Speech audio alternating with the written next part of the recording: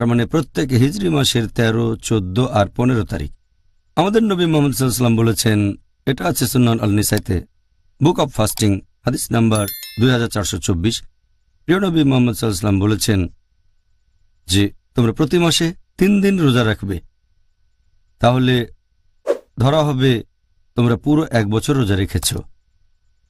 আরেকটা হাদিস আছে সহিহ বুখারীতে, খণ্ড নম্বর ৩, বুক অব ফাস্টিং, হাদিস নাম্বার ১৯৭৫। নবী বলেছেন যে তোমরা যদি প্রতি মাসে ৩ দিন রোজা রাখো পুরো ১ বছর, তাহলে ধরা হবে রোজা থেকেছ পুরো ১ বছর।